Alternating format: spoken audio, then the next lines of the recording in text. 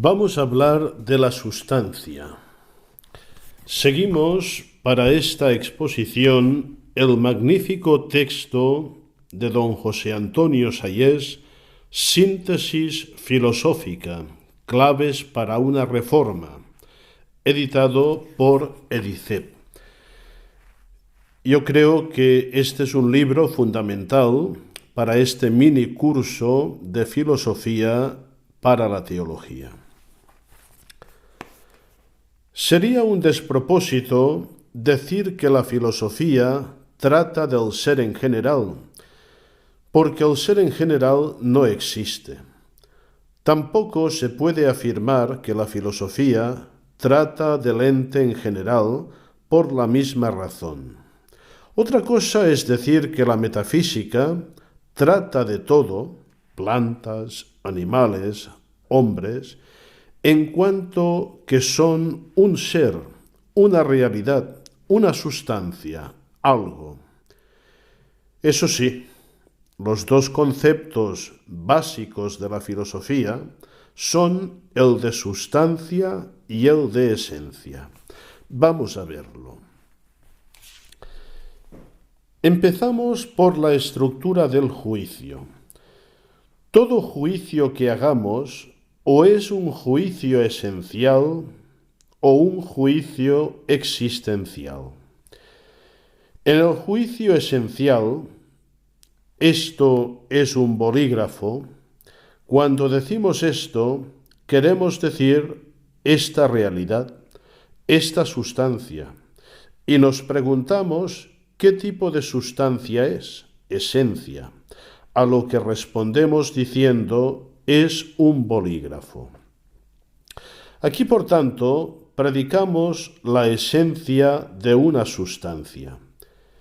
En cambio, en el juicio existencial, el bolígrafo existe, predicamos la sustancia de una esencia, bolígrafo. Pongamos otro ejemplo. Yo puedo afirmar, Dios existe. Dios es una realidad.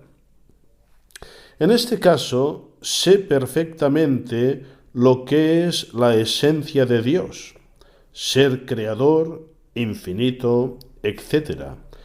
Lo que me falta es saber si lo que conocemos con el nombre de Dios es o no una realidad.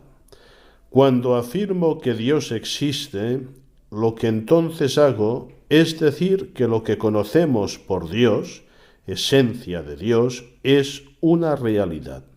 Predico de nuevo una realidad de una esencia. La esencia se configura por la determinación de una realidad concreta por sus notas o características diferenciales.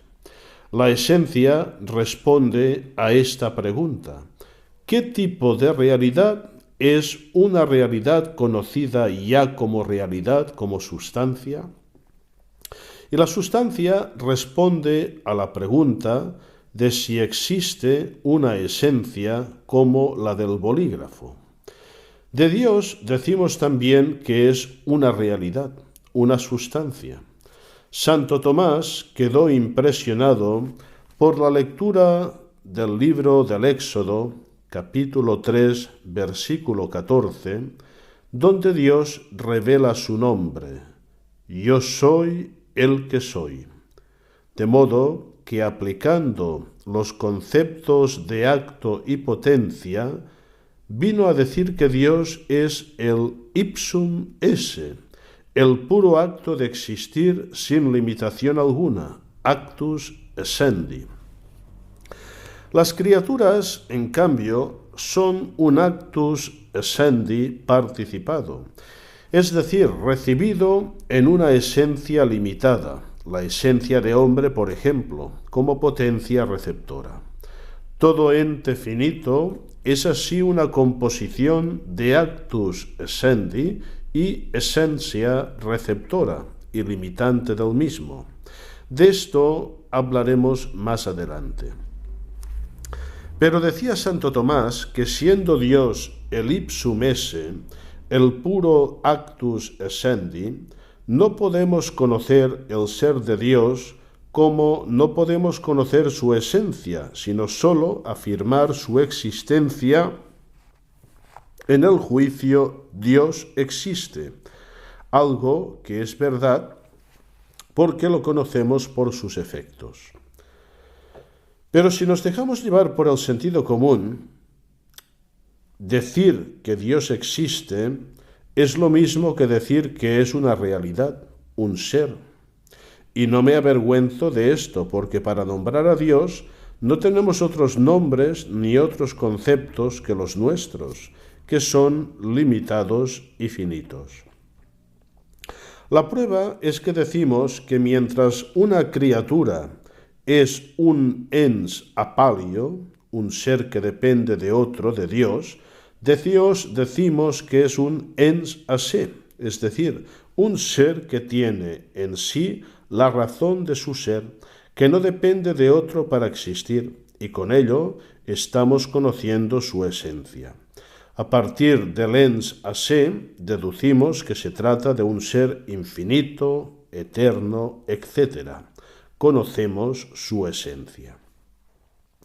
Queda, por tanto, decir que existe también el juicio accidental, cuando afirmamos de una realidad conocida como tal una nota accidental, como cuando digo que Pedro es de color blanco. En realidad estoy diciendo, Pedro es un hombre, esencia, blanco. Se trata de una determinación ulterior de la esencia de hombre que atribuimos a la realidad de Pedro. El entendimiento, por su parte, no tiene que demostrar que las cosas son una realidad. El hecho de que las cosas son una realidad es algo evidente y es el fundamento inconmovible de toda especulación realista.